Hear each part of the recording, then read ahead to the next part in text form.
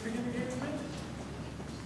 I want you to turn to your right and left and tell every person you're sitting right next to you, it does not matter. Say it right now, please. It does not matter whether or not you have some form of challenge. Your challenge is there for a reason.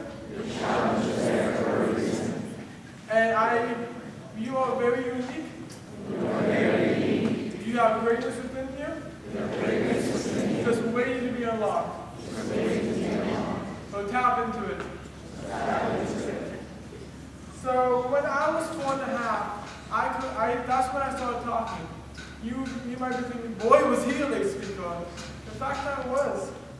When I was 2, I had an occupational therapist come to my house, and they told my parents, Jacob had this throwing delay. And when I was 3, my parents got me into a speech therapy to get me to speak because they had faith in me and they never gave up on me. And when I was 4, my mom told me that my mom was working in the kitchen, and she said, I was going to a cup, and I said, I wanted a cup of water. It was my way of communicating to the world. So, and my mom looked at me and said, Jacob, say cup. I looked at her and said, My mom did not give up on me. She kept telling me, Jacob, say cup. Eventually, I said, I formed a C sound, and my mom was like, close enough, here's your cup of water. When I was 5, my mom and my aunt was watching Oprah Winfrey. The episode was about autism. And my mom looked at my aunt and said, I think Jacob has autism. So my mom went to my pediatrician and said, I want to get Jacob referred to a doctor to get him evaluated. And it turns out I have high-functioning autism. And autism doesn't define me. Everyone with autism has some forms of delays.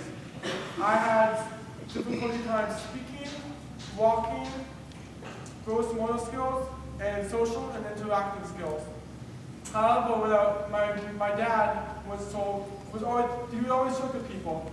He'd say, no, my son Jacob has autism. He couldn't talk until he was 4.5. Ever since he started talking, he doesn't shut up. There were some things I wouldn't shut up about, like Pokemon. Nothing, I wouldn't shut up. And my great-grandmother once told my grandmother, Jacob sure does like playing by himself. And indeed I did. I created imaginary friends and tell them who's doing the next Grammy Award. I'm kidding. And I'm so thankful to have my parents. And the fact that they believe in me. And I'm speaking here today, and I'm sure that they got more than what they bargained for.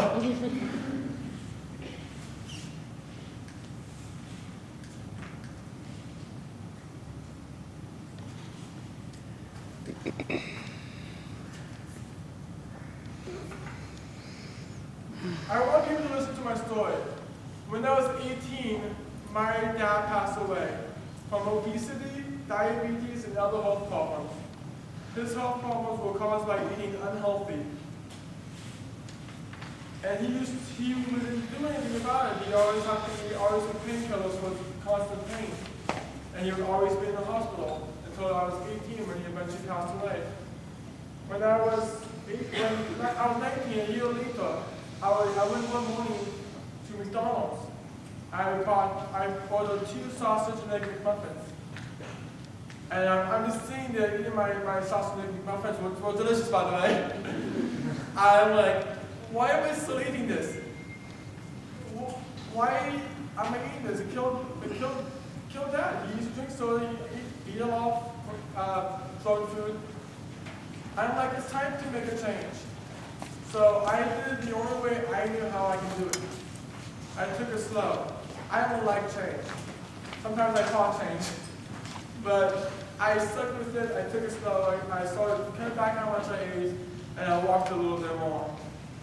And I went from 2014 to 2017, I went from 2.5 I went from 370 pounds to 195 pounds.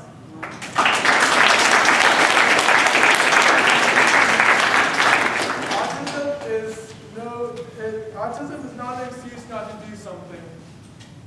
And I have a lot of goals. I want to be a motivational speaker or win the top, actually. I want to go on the show American Ninja Warrior.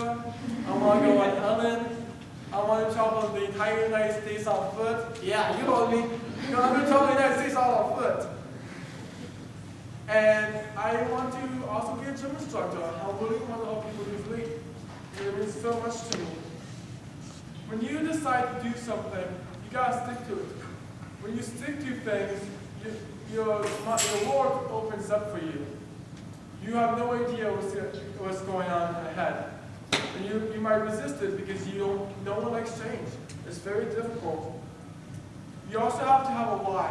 Your why will carry you farther than you can imagine.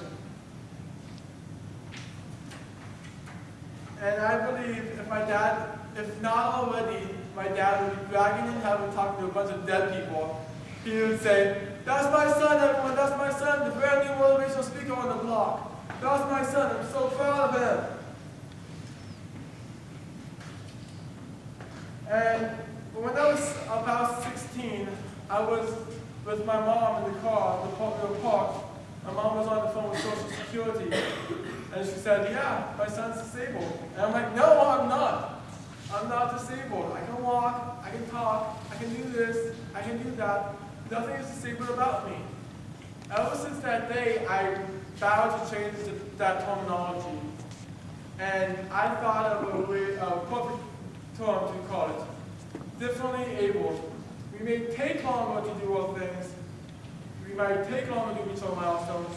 We still do it, even if it's through a different way. People with cerebral palsy have a hard time controlling their muscles. And sometimes with the people with cerebral palsy, you sometimes see the arms like the wrists like this, or they walk a little differently or in a wheelchair. I believe if you heal your spirit, you work on personal development, and you tell yourself, I'm gonna walk just fine someday. You constantly work on it. Eventually your brain will start creating the proper wires. And then you walk. And sometimes for the first time. Some people get into a serious car accident, and doctors tell them you're never going to be able to walk again. And they say, "No, you're going to see me walk through these doors again someday." And they do. They don't give up. And then they do it. You have greatness within you. And you can do anything you want to set your mind to. You can be a police officer, you can be a gym instructor, you can be a nurse. That's what I want to be all the time. No matter what people say, "Oh, you can't do this." Yes, you can. Yes, you can. It might take longer for you to do it if you're differently able, but you will do it if you really set your mind to it. Les Brown, motivational speaker, was mistakenly labeled as educable, mentally retarded in the 5th grade, brought back down to the 4th grade. His mentor once told him in high school, "Son, come up to the board and solve this problem for me." He said, "I can't, sir." "Why not? I'm not one of your students." "I don't care, come up to the board and solve this problem anyway." "I can't, sir." "Why not? I'm labeled educable, mentally retarded." And everyone in the class just laughed. "That's Leslie. He has a twin brother, Wesley. Wesley is smart. Leslie is DT." Mr. Washington asked, "What's DT?" "He's the dumb twin." And Les said, "I am, sir." And Mr. Washington looked at him in the eye and said, "Don't you ever say that again. What people think of you doesn't have to become your reality." And Mr. Washington created a spark in Les's eyes. And he went on to become a disc jockey, a legislator, and one of the top motivational speakers in the world.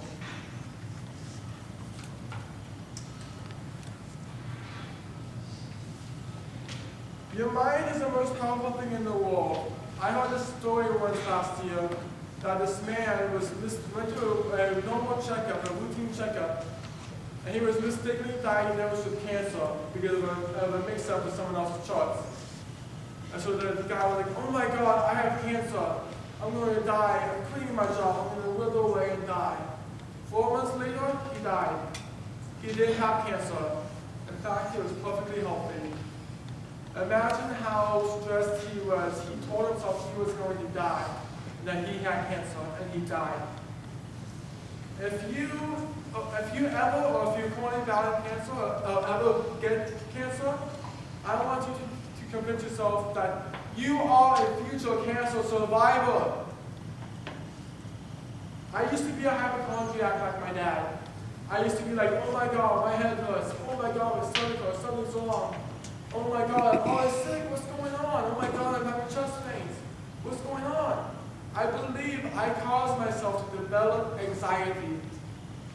And I worked on personal development. After a while, I'm like, I had enough. I had enough of causing myself to, I was tired of causing myself to develop, to keep beating myself down. I was tired of it. So I decided to make a change. I slowly worked on personal development. It's been 6-7 months. And now I am so much better. I am happy to report I rarely have headaches now. I don't have stomach aches as much as I used to. I don't have chest pains anymore. I haven't been sick in 4 months opposed to like every single month. My immune system's going up. Everything is changing for me. And I no longer have most of the symptoms I used to have. I want you to take I can't out of your dictionary. You can. You might be thinking, if you have no arms, you might be thinking, oh my God, I can't fix this up. But you can. You just have to get prosthetic arms. You might not be able to do it right now, but in the future, you can. I've worked on my, like I said, I've worked on my anxiety for 6 months. And I could have chosen to be like, no, I give up. I'm too stressed out, I give up. No, I knew in my heart I wanted to make a change in the world. I wanted to make a huge contribution to the world. And I can't do that with just laying around, being always stressed out, being angry all the time, and causing myself to feel the way I was feeling. I know you can do it. There was a story I used to, when I was looking for a group home to live in, it was my second group home I tried out for. I was in Orange, and this mother who was autism, along with her son. At the time, I wanted to be a nurse, so I was talking to her and saying that, well, I wanted to be a nurse. And she said, my son wanted to be a private investigator, or a district attorney, I don't remember which. He asked me, do you think he can do it? I did not hesitate. I said with pride, yes, he can. You want to know what he said? She said, take a quick guess. No, he can't. To this day, I don't know why she never had faith in herself and her son. Examine people in your life and ask yourself, does this person bring the best out of me? If the answer is yes, hang out with them more, invest more time with them. If the answer is no, then remove them from your life. And sometimes you're not going to be able to, because sometimes they're family members. Eventually you will move out, and then it'll get better from there.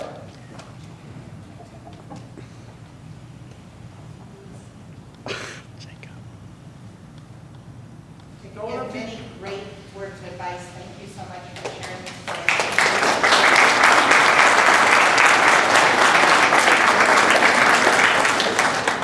today. I could just finish up with the slides out here. We're on a really tight Okay. timeline, but thank you so Okay, much. thank you.